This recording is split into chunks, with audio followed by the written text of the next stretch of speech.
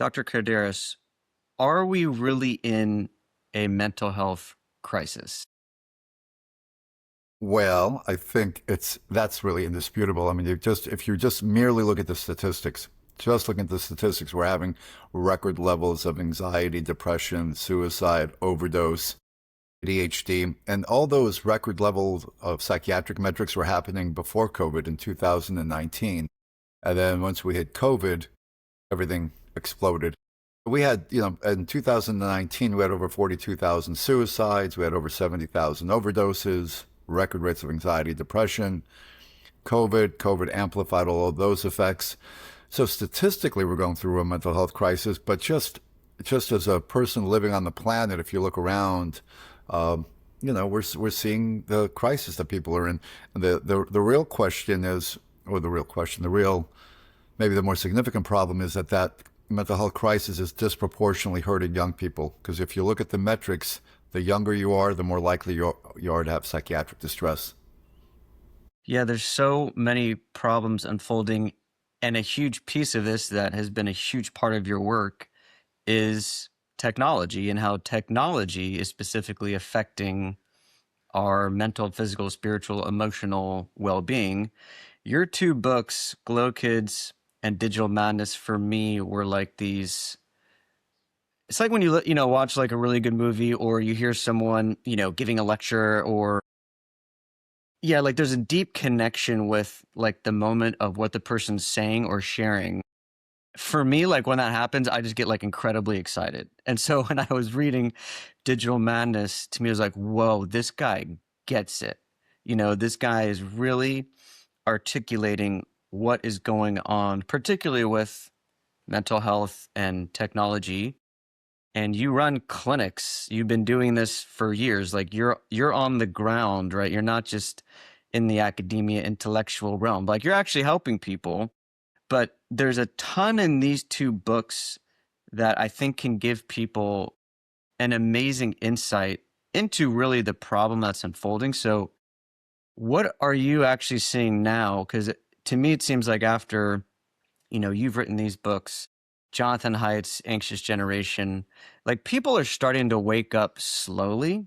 But as a clinician, I would assume you're still seeing the effects, the gaming, the pornography, the social media, like you're seeing this stuff on a regular basis. Are you seeing this ease at all? Like as people are waking up to the problem, or are we still kind of in this exponential, like we're going the wrong way? Yeah, well, we're definitely going the wrong way. So we're not seeing the problem diminish, and we're just seeing different iterations and versions and manifestations, right? Like online gambling and porn, and so in one bucket, people were treating tech addiction. Yes, I'm addicted to my device, but that was kind of a simplistic way to look at it. Yeah, I'm habituated to my devices, but the bigger part to look at it is the way that I like to describe as we've fallen in love, as we've gone mad for our devices have driven us mad. And so it's not just that I'm on gaming platforms and social media too much. It's like, what is that doing? What is me living my life online doing to my humanity? What's that doing to my spirit? What's that doing to my mental health? So, yeah, I was a voice in the wilderness 10, 12 years ago when I was saying, hello, I don't think we're meant to live this way. There's something antithetical to the human condition of the way that we've been living. And it's happened so rapidly. That's the part that I think gets lost, that from an evolutionary standpoint, we weren't meant to live like this. And so it's such a shock to our system that no wonder we're not well. That's the old Krishnamurti saying that there's no sign of wellness if you're well in an unwell system. We're living in a very toxic way to be. We weren't meant to be sedentary, screen staring, isolated, meaning devoid, spiritually vacuous people. And so it's just, I try to analogize it like when people are going towards a keto diet or a caveman diet, that our evolution hasn't caught up with our modern dietary habits. Well, our evolution hasn't caught up with our modern digital world, the way that we're living. Less community, less connection, less nature, less groundedness, less of all the things that profoundly make us human, has created this profound disconnect, with us, our society, and with the way that we are, that looks like a mental health crisis, and it looks like a lot of other things. But on the ground because I have one foot in the clinical world, treating clients, over 1,500 clients over the last 15 years. And I am also a professor. You know, I am also in academia. So interestingly, I teach graduate students who are in a master's program to be therapists. And I've seen them change over the last 10 to 15 years. You know, a lot of my graduate students, I hope they're not listening to our program right now, a lot of them need some help because they're essentially young people themselves. They're 24, 25, 26-year-old grad students who grew up in this digital age or this digital world that we're in. And some of them are not well. The kids are not all right, as the song used to say. Um, on the front lines, we're seeing on the superficial level, we're seeing more depression and anxiety. That's the big one. A lot of depression and anxiety. But in the more complicated versions are we're seeing more personality disorders, more like borderline personality disorder, which looks like people that are highly emotionally reactive, dysregulated, black and white thinkers, highly suicidal. And is that a byproduct? And that's one of the hypotheses I suggested in my book, Digital Bandits. If I'm somebody that was raised on social media and my entire world lived in that, my social world was the black and white of social media, because we know that social media doesn't live in the gray. It's not in that nuanced part of, well, let's have a thoughtful discussion about this. We know that the algorithms live off of our lizard brain. You know, Tristan Harris talks about the race to the bottom of our brainstem. Social media lives to activate our emotional reactivity. So if I'm like a 5-year-old up through 15, 16, 17, and I'm living in this emotionally reactive world where algorithms are targeting my lizard brain and everything is either good or bad, left or right, the polarization that we've seen happening politically online is also happening emotionally online. You know, social media lives off of our emotional reactions. So now I'm primed for emotional reactivity. Well, that doesn't translate towards emotional well-being.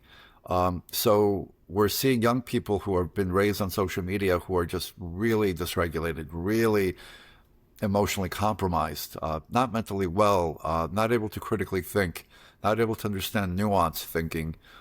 So all those things don't translate well into healthy adulthood.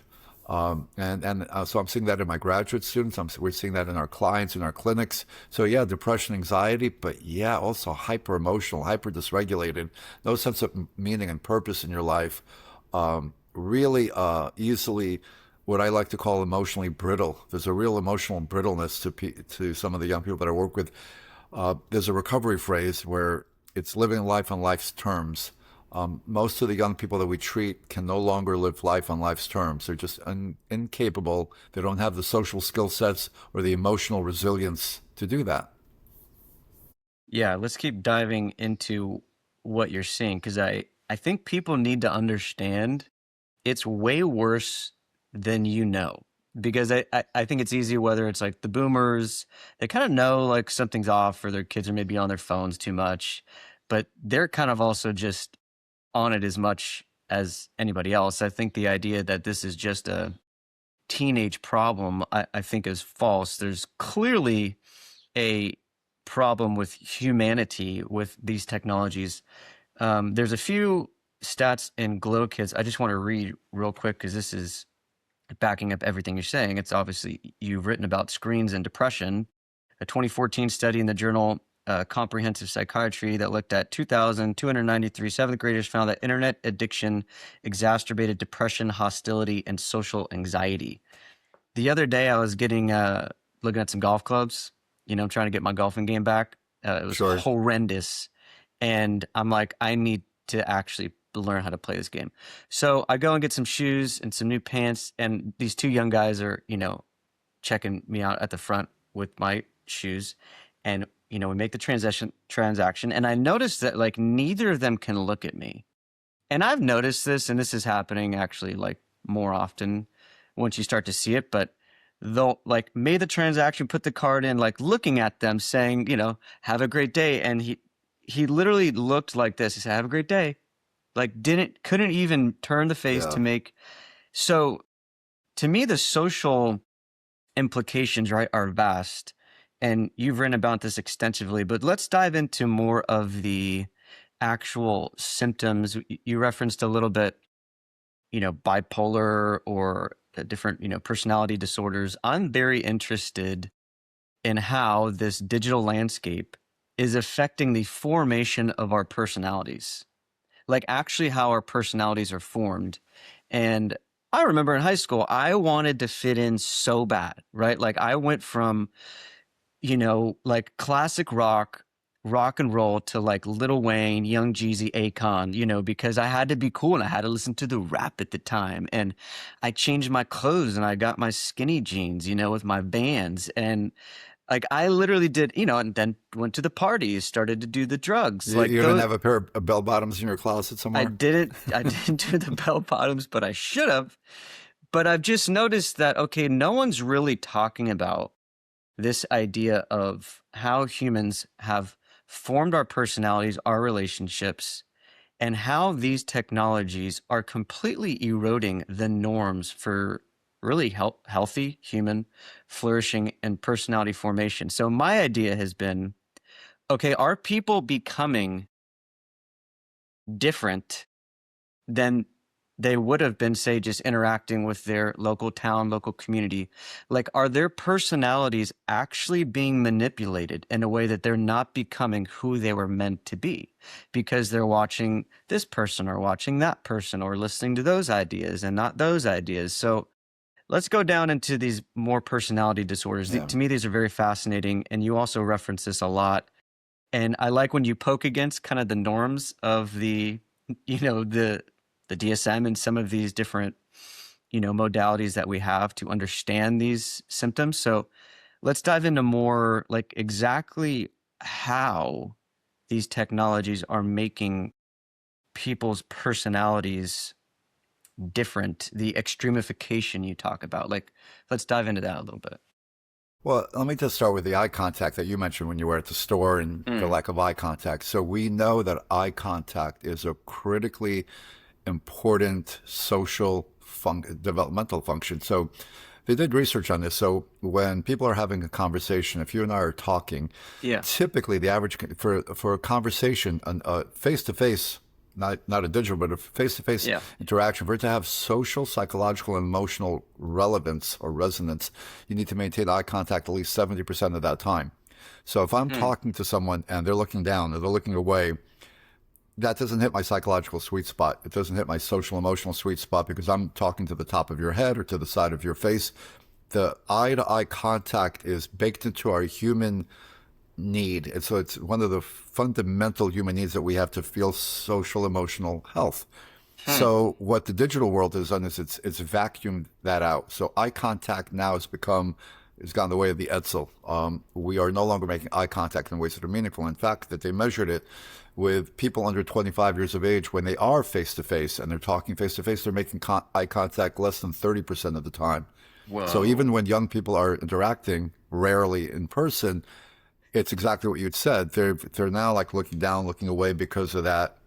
That's the way that the life online is. We've lost the art of eye contact, and that's a really too big part of our detriment. The other part of personality development, now we're talking about social learning theory and social contagion effects. We know that as a social species, we learn by the tribe, by typically the foundational way that we develop as human beings is the family unit, then the community, the larger society, like these nestled systems within systems within systems are what shape us, right? So we talk about family, community, and then larger societal cultural influences that shape what our identity is.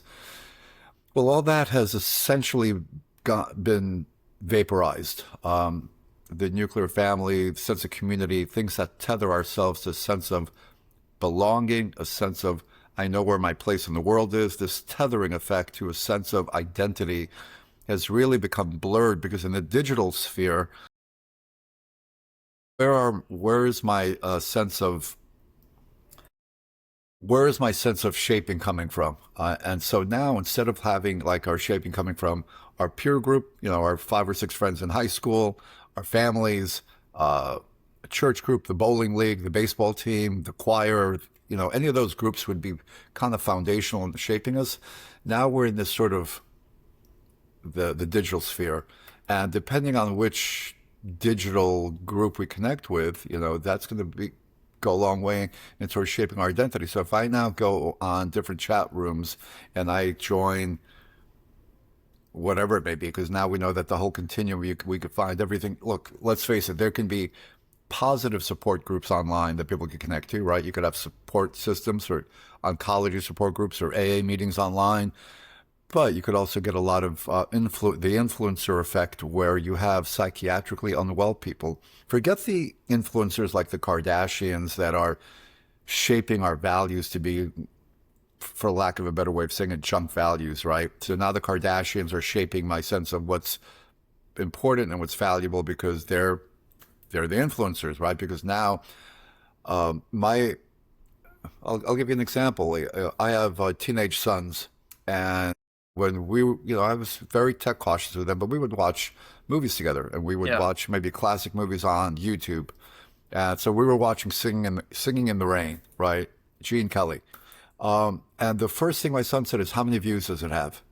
And I was like, I don't know. I mean, we're watching Gene Kelly Singing in the Rain. It's a classic movie. No. How many views does it have? Because in his world, the amount of views equaled the quality of what he was going to watch. It was a value system that was getting baked into his brain. And I said, I don't really care. If Citizen Kane could have one viewer, I don't care. It's Citizen Kane. It's going to be a classic. But that ability to kind of assess or judge something by that is now that's part of the world that we live in. So a Kardashian, because they have 1 million followers now, inherently has more shaping and value to people like my son's generation, or the 25 and under, because of views and followers. So our values can get shaped and negatively influenced by people with toxic values or toxic, let's call it the Kardashian effect. Right. But we also know that there's psychiatric influencers now. The TikTok Tourette's phenomenon. There's borderline influencers. Dissociative identity is a big one. What we used to call multiple personality disorder. There are people with dissociative identity disorder who have literally millions of followers, and whose followers now are beginning to say that they also have dissociative identity disorder. So it's what my profession has begun to call a social contagion effect. So if I'm a lost, empty 17-year-old and I'm looking for a team to belong to, or sense of community, and I latch into a dissociative identity community, now all of a sudden, monkey see, monkey do. I also have dissociative identity disorder. So what we've seen in my clinic in Austin, where we've been treating failure to launch young adults for the last 10 years, like I said, over 1,500 of them, we are now having 19-year-olds who are begging their therapists in my program to give them multiple diagnoses. It is not 15, 20 years ago. If you went to a treatment program or a psychiatrist or psychologist, you didn't want a diagnosis. It was kind of a stigma. Please don't give me a psychiatric diagnosis. Now we have, let's call it the TikTok population, who are begging our therapists, please give me a borderline personality diagnosis, dissociative identity diagnosis, a bipolar diagnosis, because it's almost aspirational and cool now to have multiple diagnoses. And so we have to have our therapist saying, slow down. I don't think you have that diagnosis. I don't know if you've self-diagnosed yourself via TikTok, but so the pendulum has swung so far from destigmatizing mental health to now we've made it aspirational to have psychiatric illnesses, and they don't have them. In Austin, we do a digital detox for 4 weeks, and at least half of our clients who came in with A, B, C, D diagnoses show no symptoms of that diagnosis just by being unplugged after 4 weeks. I mean, we do other therapy, but just unplugging them. So a personality disorder isn't something that cures itself in 4 weeks. Typically, they tend to be lifelong, and then they take years of therapy to address. So if your borderline personality disorder goes away in 4 weeks of being unplugged, you never had borderline personality disorder. You had what I would call pseudo borderline personality disorder. You had the kind of borderline personality disorder that you wanted to have because your influencer inspirations had it online. And that's what we're seeing. We're seeing a lot of misdiagnoses and people who want to be not well because they think it's Because look, if I feel empty and alone, and my influencer role model has 1 million followers and they have 5 diagnoses, well, then I want 5 diagnoses too. Yeah, it's so fascinating and terrifying at the same time. And I think more of this to me connects to dopamine, connects to the brain, reward system, connects to how these founders knew that they were creating addictive products. And to me, this is just funny that we kind of know this. It sounds more and more like this is actually common, that people know that these founders knew what they were doing. You have movies like The Social Dilemma. We teach it, in Humanality, and it's becoming common, and we're still using all of them. So it's like we know that we're being used to a large degree, and I do see a rebellion happening in some capacity. I see these movements because that's a lot of obviously what we're doing, but I am seeing some of the rebellion. But I want to hear more from you on a little bit of just the dopamine science. I know people talk about it a lot. I feel like you have a very deep understanding of the neurochemistry that's happening while we're scrolling. So let's hit that in connection to just how these founders, they know they're addicting us. Like, this isn't by chance, right? Technologies come to us with design, and design has intention. And now we know their intentions aren't benevolent. And it's addiction by design. This wasn't an oopsie. Oops, we made this toy, and oh my God, we didn't realize that this toy was going to be habit forming. Yeah. But I want to go back to this founder thing for 1 second, if I can. Yeah, Did you yeah, see yeah. Eric Schmidt's commencement speech at Arizona State this week? No, Did you read? tell me about that. So Eric Schmidt, former CEO of Google, gave a commencement speech at Arizona State, and by the way, he got booed, and because he's having a little bit of a Me Too incident. So he's getting protested because of that, but he was also getting protested because he was speaking about AI, and a lot of the students were, like, let's face it, college graduates are not loving the new AI phenomenon that's, we're being told is going to basically displace all of our employment. So Totally. the doom that a lot of our doom scrollers are feeling is the fact that they're being told you won't have a job in 2 to 3 years. But he had an interesting kind of mea culpa moment. So Eric Schmidt at the graduation ceremony just this week, 2 days ago, we thought at Arizona the boo started for Schmidt when he appeared to admit some of the mistakes he made during his time at Google. Quote, "We thought that we were adding stones to a cathedral of knowledge that humanity had been constructing for centuries, but the world we built turned out to be more complicated than we anticipated," said Schmidt. "The same tools that connect us also isolate us. The same platforms that gave everyone a voice, like you're using now, degraded the public square," he added. The boos for Schmidt grew louder as he discussed AI, which critics warn risk obliterating the jobs market for new graduates. So here he's saying that we thought we were doing this wonderful thing, and oops, now we've degraded society, we've done all these harms. But I don't think it was such a oopsie, because as you said, and I think very accurately, Andrew, there was a lot of intentionality. These were really brilliant people that created algorithms and created platforms that were so insidiously addicting, that were so pervasively and ubiquitous in their addiction. Yeah, okay, so dopamine. So dopamine is the feel-good neurotransmitter that gets tickled every time we experience something that feels good. So, you hit a free throw in basketball, you get a little dopamine rush. You have sex, dopamine gets, you have a profound nature experience, dopamine gets released. But we know that some experiences tend to be more dopaminergic than others, and some substances tend to be more dopaminergic than others. And we tend to correlate with how dopamine activating an experience or substances with its addictive potential. So there was a great experiment done in 1998 with Dr. Cope that was in Nature magazine, and he looked at different things that raise our dopamine. And it was like food can raise our dopamine 50%. 1998 video games raised our dopamine 100%. Cocaine was 300%. A sexual experience was 100% dopamine activating. So a 1998 video game was as dopamine arousing as a sexual experience, which, when you think about it, we're giving 8-year-olds, let's face it, digital orgasms. the intensity, the dopaminergic intensity is so profound. And the problem is you could be online for hours and days. I've worked with clients who've had multiple day jags of being online because they wouldn't sleep, eat, or go to the bathroom while they were online because they were so addicted to the dopamine that they were getting from their screen experiences. But what we know, like with any addiction, is that you get desensitized after a period of time. And so the dosage has to increase, the intensity, the amplitude. So there's something called an extremification loop. So if I'm watching YouTube videos, and my thing is I like watching cats on YouTube, well, I'm going to have to watch a video with one cat, then five cats, then 10 cats, because I need to increase the amplitude.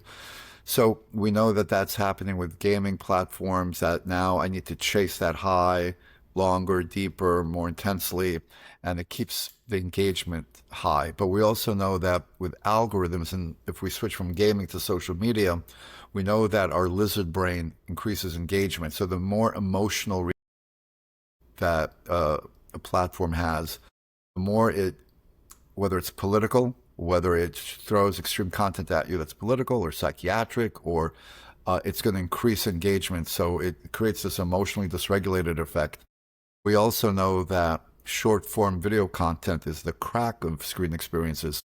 TikTok videos, those short form videos, not only are they really habit forming, because now we want to click on to watch the next video and the next video, and the bottomless scroll has that. That's part of what the lawsuit in the Meta lawsuit in Los Angeles a few weeks ago was based on. Yeah, The it's bottomless scroll, right? That we've created these platforms that have little baked in hooks in them that keep us coming back. And the problem with the algorithms is it's one thing if you're shopping, if you go online and you're shopping for shoes and you do a search for shoes, and you know that for the next 2 days you're going to get shoe commercials sent to you. But the algorithm will sense your psychological vulnerability because it knows that that's your Achilles heel.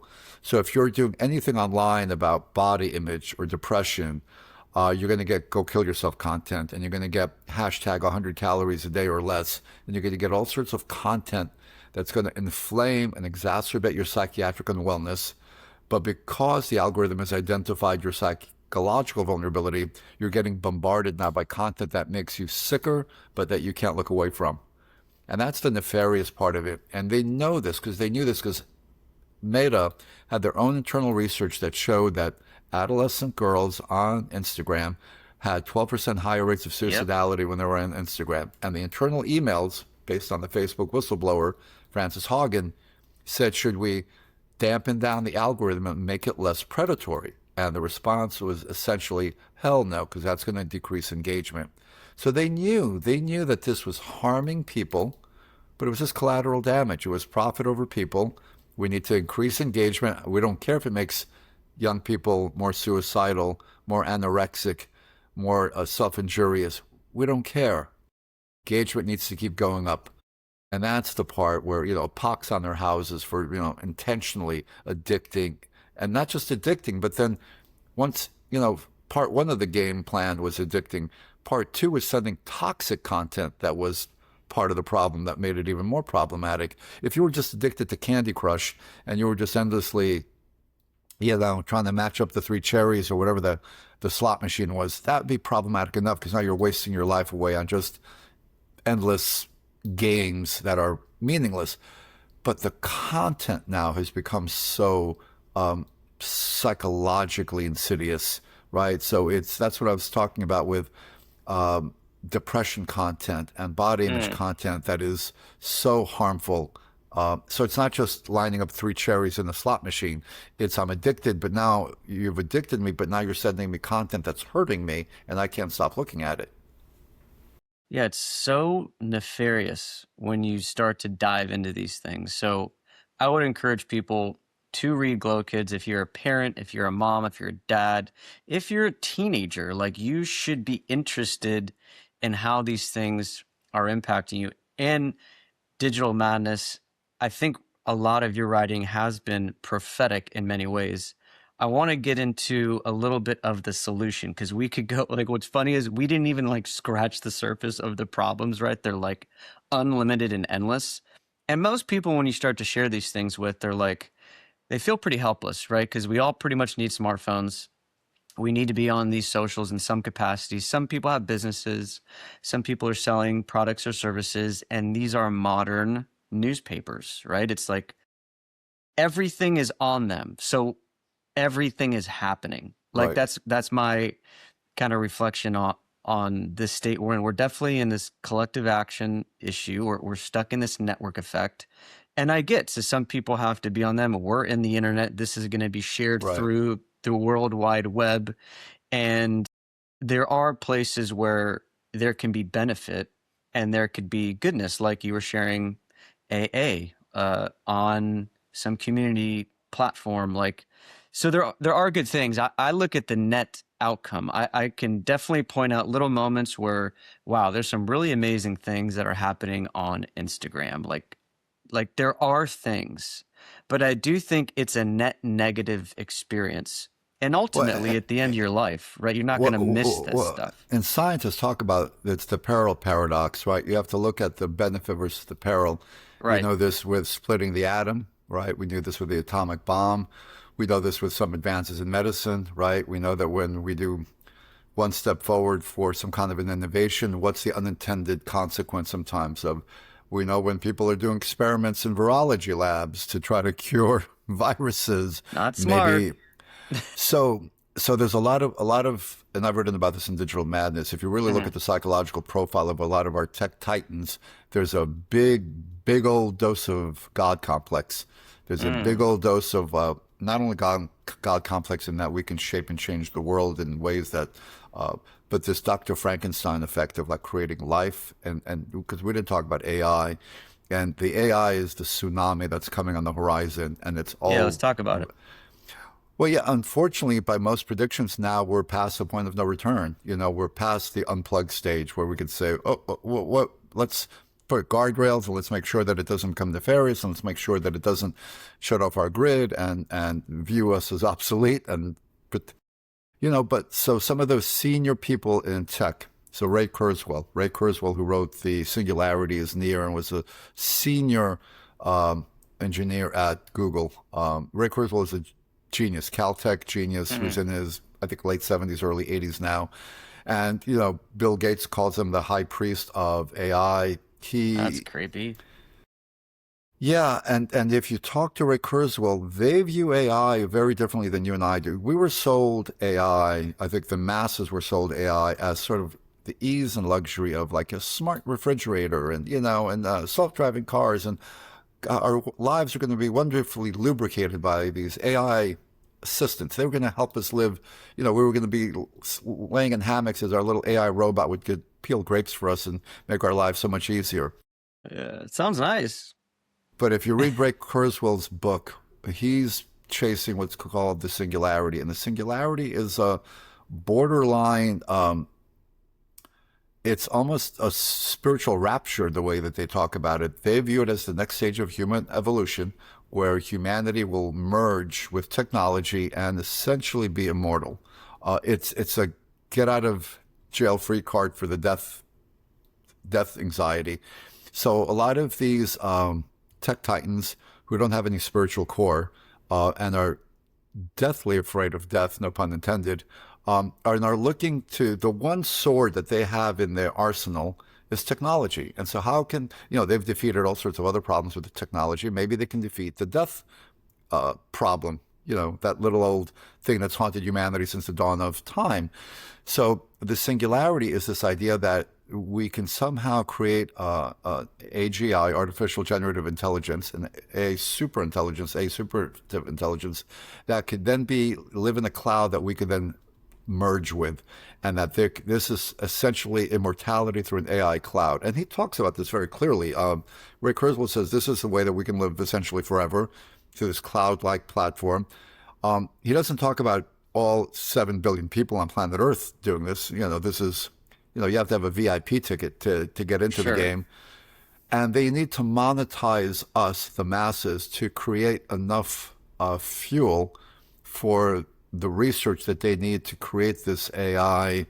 What's the word that I'm looking for? This AI future world that they think can helps save him to keep alive. And so the game plan for Ray Kurzweil says he's got to stay alive for another 10 years biologically so he can make the shift into this sort of AI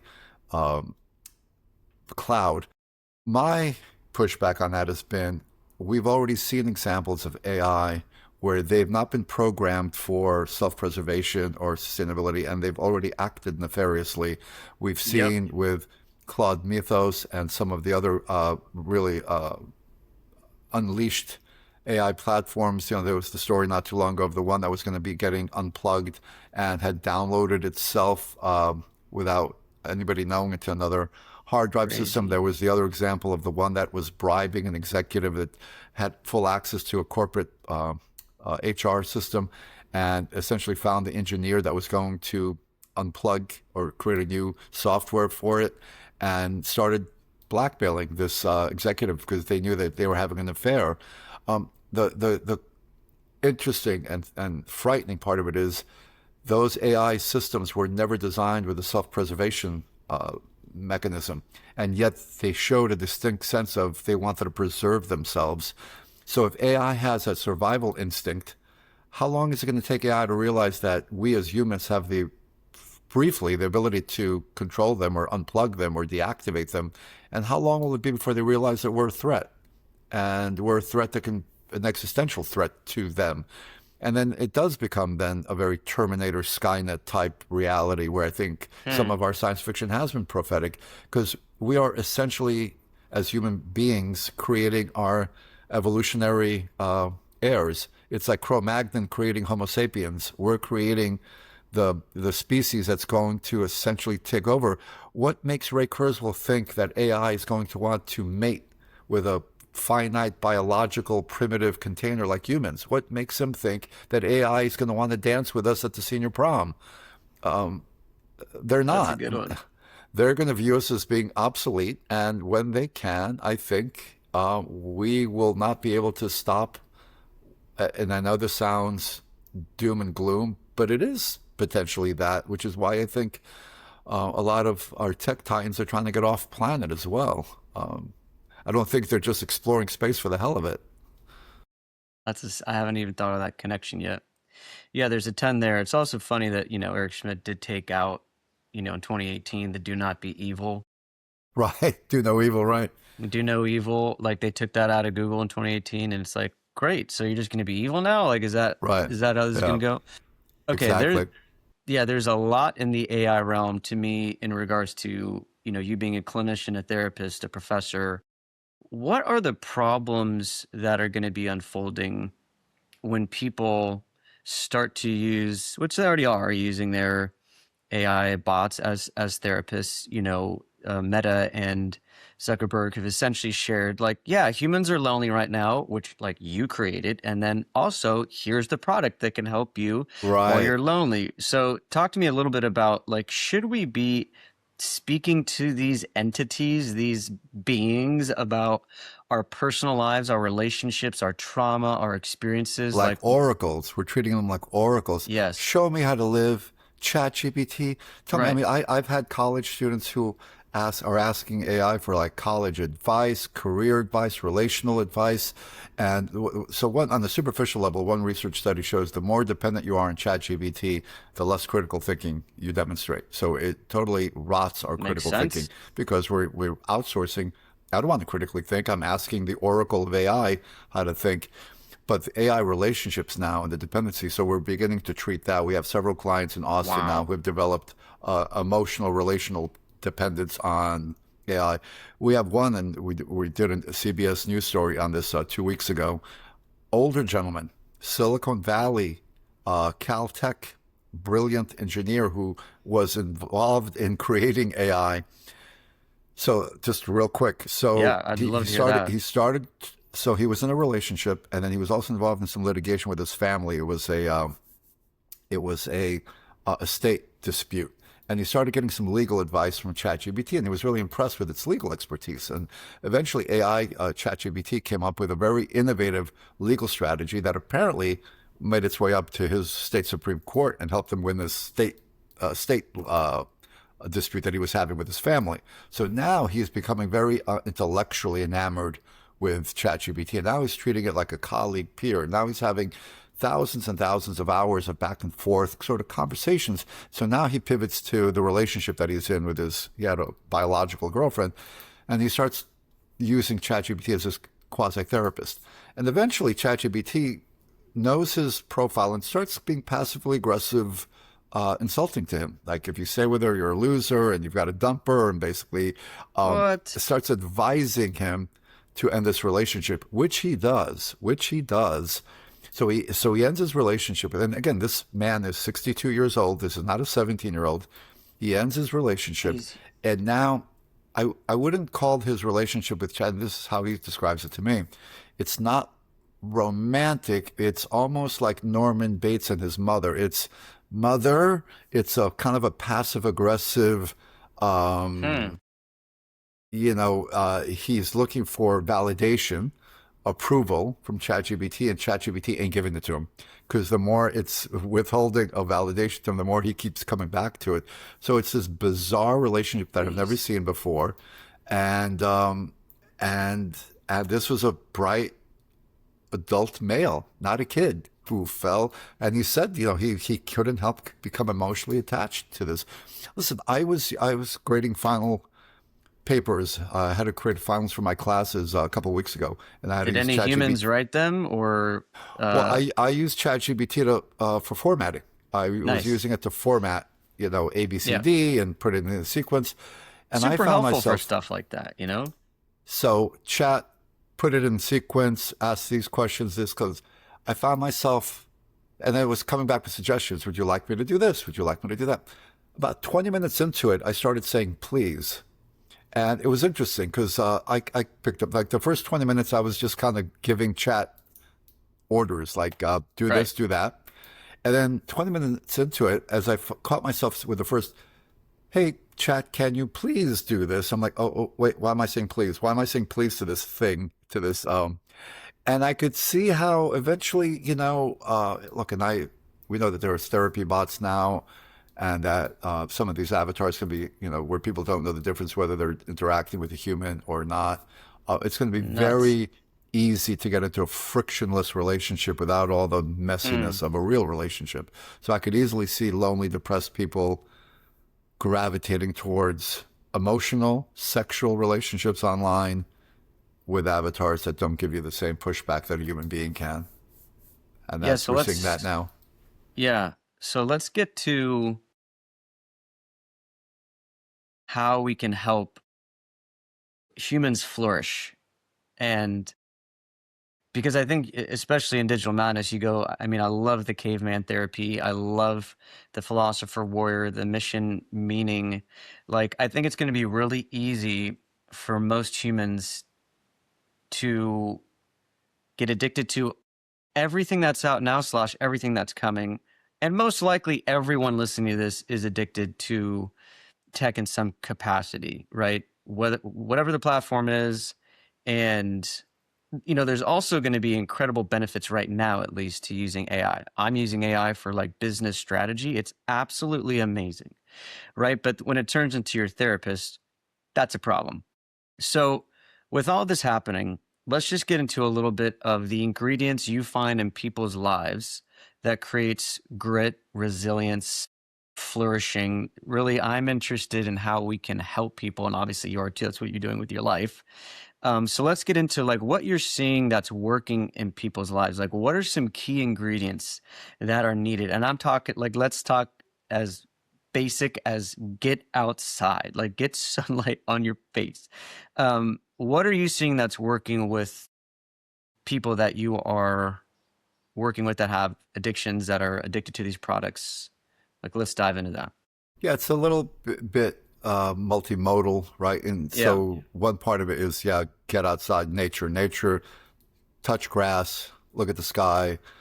Nature's very therapeutic and healing, grounding, right? Literally grounding, ourselves back to our humanity. Because the more we're in the digital sphere, we can get a little loopy, right? Sleep deprivation, the dark light, the circadian sleep rhythm disrupted. So getting grounded in nature is a powerful antidote to part of that. But you mentioned I've talked a lot about the philosopher warrior. So that archetype and the characteristics of that archetype, I think, are the characteristics that we need to like really lean into. So characteristics of a philosopher: critical thinking, ethical discernment, being able to use our reason and rationality and not being emotion driven. So that's leaning into our Mr. Spock rather than leaning into our Dr. McCoy, to use old Star Trek archetypes. So it went over my head, but I like it. Once upon a time, Andrew, there was a TV show called The Original Star Trek, I'm a and Star Wars Mr. guy. Okay, I like Star Wars too, but Mr. Spock was logic and reason. Everyone on Figured he social was media, like the prefrontal cortex reference, and the other one was like yes, the emotional. Yeah. Dr. McCoy was the emotional wreck. Damn it, Spock. He was always kind of foaming at the mouth and getting hyper emotional. Social media has made us all hyper emotional. Emotions are good. So Hyper true. emotions are not so good. Right. So we need more reason, critical thinking, and ethical discernment. So that's the philosopher. The warrior isn't just physical strength. It can be that too, by the way, physical strength, keeping our bodies fit and our minds, because our minds live in our bodies, but also a resilience, grit. What Angela Duckworth talks about grit, because that's the other thing that we've seen, this emotional brittleness, where you'll ask a 19-year-old, "Can you pass me that glass of water?" Like, what do you mean, pass you that glass? There's this sort of emotional dysregulation.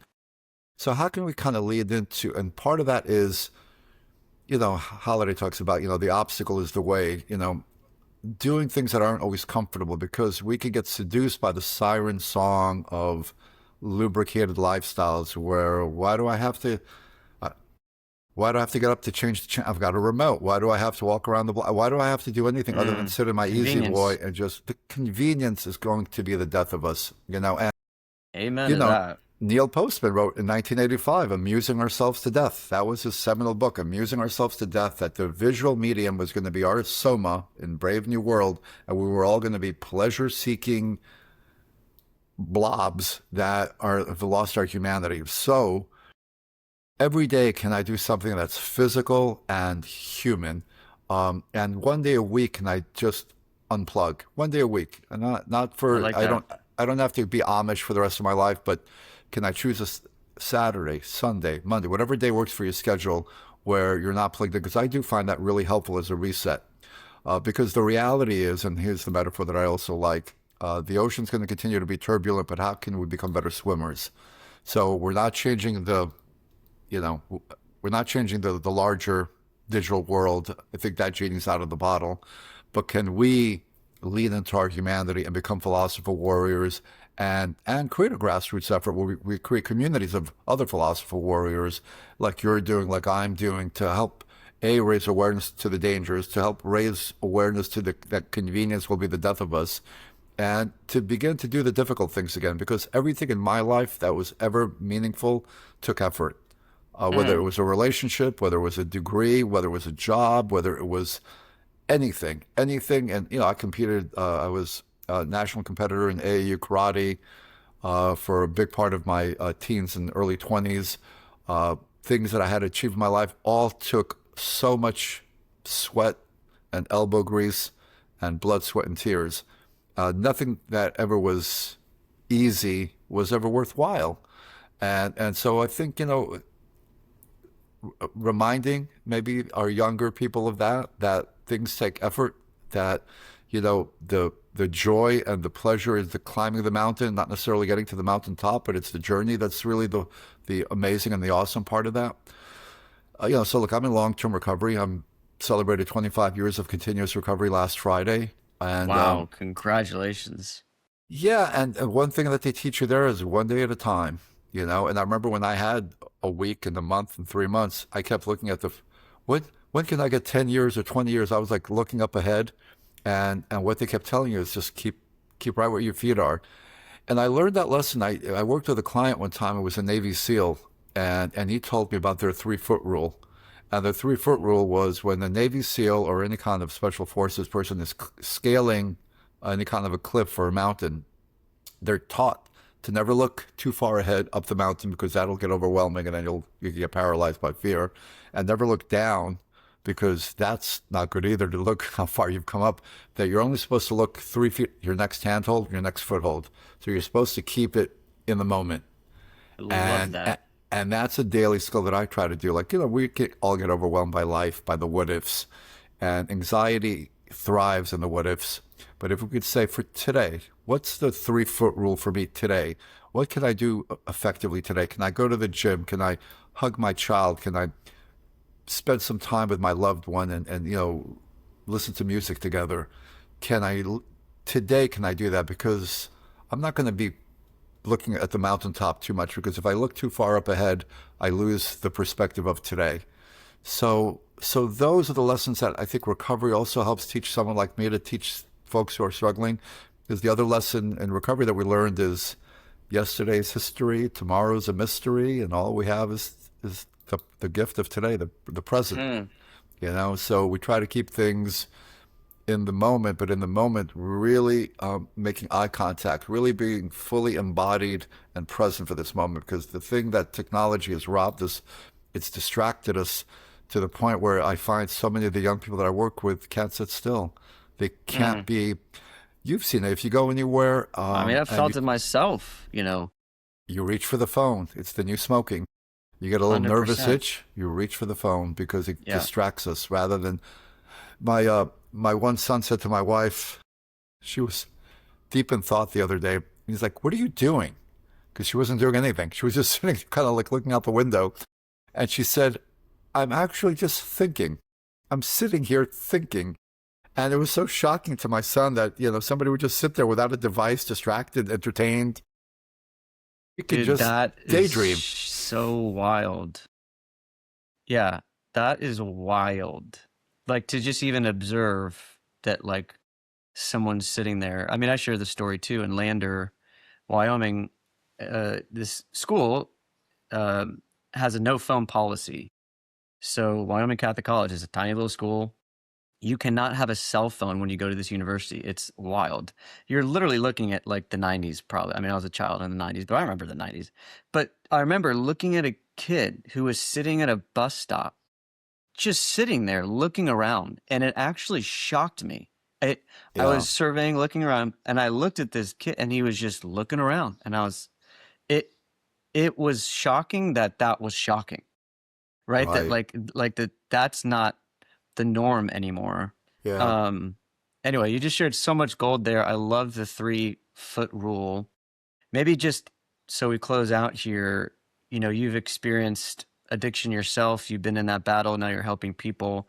What's maybe one last word of encouragement to those that are in the throes of addiction? Or, to me sometimes, and I don't know if this is what your experience is too, I find it's almost more painful for the people that have a loved one, whether that's the spouse or they're in a relationship and they're addicted to their phone or screens or whatever. What could you say to someone, whether it's themselves or someone they care about, that's in the throes of addiction? Like, what's maybe one more word of encouragement you could give them to keep them moving forward? Well, I'm a big hope guy, and I've been around long enough that I've seen some of the most challenging people cases that you thought, like, this is it. This person has no chance of ever getting clean or sober or surviving to another 3 months. And then all of a sudden you see an amazing turnaround. There's an old saying, don't give up before the miracle happens. So I'm always hopeful that change can happen. So that's an important part of it. I think what we tell relatives sometimes is that there's an old Buddhist saying, detach with compassion. Hmm. We can't become so enmeshed that we get so caught up in the problem that we then, there's the Al-Anon. In Al-Anon, they have that picture of the alcoholic is holding on to the liquor bottle while the loved one is holding on to the alcoholic while they hold on to the liquor bottle, and they're Hmm. along for the ride and they have no control over the alcoholic. So the Buddhist idea of detach with compassion, I can still love you and be present for you, but taking a sort of a therapeutic step back and have compassion from a little bit of a detached position where I'm not enmeshed with you in that sense. I find that to be helpful too, to be able to kind of like, okay, I'm here for you, but I'm not going to be on, I can't be swallowed up by your addiction either. I need to keep, it's the old thing, put the oxygen on mask on yourself first, because you're no good to Yep. anybody else if you don't have your own self care taken care of. So I would say stay hopeful, be good powers of example, because nobody likes preaching, but people like to look up to inspirational people that are walking the walk. And I do think there's a grassroots. I do think that if this is Terminator, we're going to beat Skynet. I think that I Linda agree. Hamiltons of the world can teach us how to fight back and say we want to reclaim our humanity and not let the machines take over. I love that. Okay, Glow Kids, Digital Madness. What are the names of the two clinics that you're now working with that people can look up if they are seeking help or help for a loved one? Yeah, so in Austin, we have Omega Recovery. That's omegarecovery.org.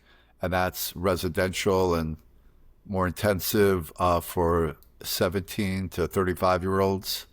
So omegarecovery.org. And then New York City, I'm the CEO of an outpatient program called the New York Center for Living. And that's centerforliving.org. And that's an outpatient program for adolescents to young adults struggling with the whole buffet, the whole catastrophe, as they said in Zorba the Greek. It's with mental health issues, screen addiction issues, substance issues. We treat all of it because all of them are interrelated right now. Show me a 19-year-old that doesn't have some issue with their mental health or their screen time and a little substance use. They're not separate silos anymore, or they never really were. Yeah. It's amazing, Doc. Thanks for everything you're doing. I hope to see you in person soon, and Likewise. we'll be in touch. Likewise, Andrew. And you keep on fighting the good fight, and I love what you're doing, and good luck with the podcast. I appreciate it. I'm going in. This is my entrance into the internet web. Hopefully, I don't get stuck. Yeah, right, right. All right. Thanks, Doc. Awesome. Thank you.